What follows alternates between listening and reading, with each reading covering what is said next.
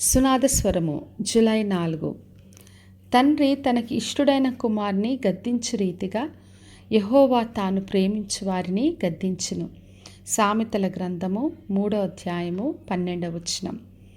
మరి దేవుడు మనల్ని ప్రేమించే దేవుడు. అందుకనే మనం పొరపాటు చేసినప్పుడు మనల్ని గద్దించి సరిచేసే దేవుడు. అదే ఈ రోజున వాగ్దానం చేస్తున్నాడు. తండ్రి ఏ విధంగా తనకిష్టుడైన కుమారుని గద్దించే రీతిగా సరిచేసినట్టుగా దేవుడు మనల్ని ప్రేమించి మనల్ని సరిచేస్తాడు.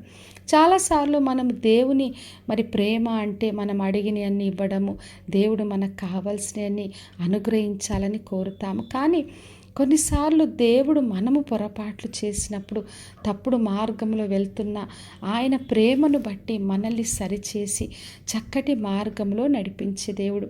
2వ సమూయేలు గ్రంథం 12వ అధ్యాయంలో చదివినప్పుడు దావీదు పాపము చేసినప్పుడు నాతాను ప్రవక్తను యెహోవా దేవుడు పంపించాడు. ఆయన చేసిన పాపం పొరపాటుని చూపించాడు. తర్వాత దావీదు దేవుని సన్నిధికి వచ్చి ఆయన చేసిన పాపమును బట్టి పశ్చాత్తాపడి దేవుని నుండి క్షమాపణ పొందుకున్నాడు.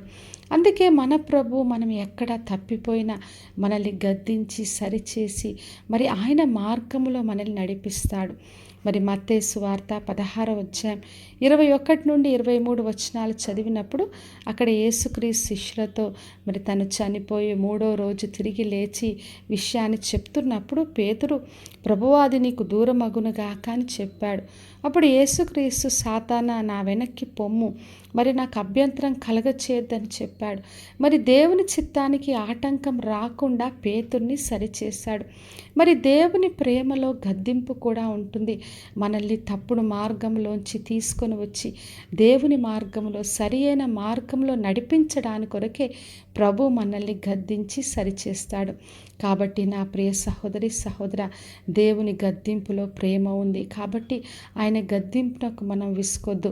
ఒకవేళ ఎక్కడైనా పొరపాటు ఉంటే దేవుడు మనల్ని గద్దిస్తే సరిచేస్తే వెంటనే మన తప్పును ఒప్పుకొని ఆయన దగ్గర క్షమాపణ పొందుకుందాం.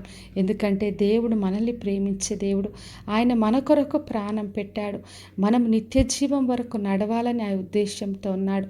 కాబట్టి విశ్వాసంతో ఆయన చెప్పిన మాటకు లోబడి ఆయన బిడ్డలుగా ఆయనను వెంబడిద్దాం. ప్రార్థన చేసుకుందాం. పరలోకమందున్న మా తండ్రి, మా దేవ, ఈరోజు ఇచ్చిన వాగ్దానం కొరకే వందనాలు. ప్రతి ఒక్కరిని దీవించి ఆశీర్వదించండి ప్రభువా. మీ ప్రేమతో ప్రతి ఒక్కరిని గద్దించి సరిచేసి ఎక్కడన్నా తప్పులుంటే తండ్రి వారిని మీ మార్గంలో నడిపించమని యేసు నామములో అడిగి వేడుకొంచున్నాను తండ్రి, ఆమేన్. ఈ శుభవచనము వినుచున్న ప్రతి ఒక్కరి జీవితంలో నెరవేర్చబడునుగాక. నేను మీ ప్రియ సహోదరి మంజులా చరణ్.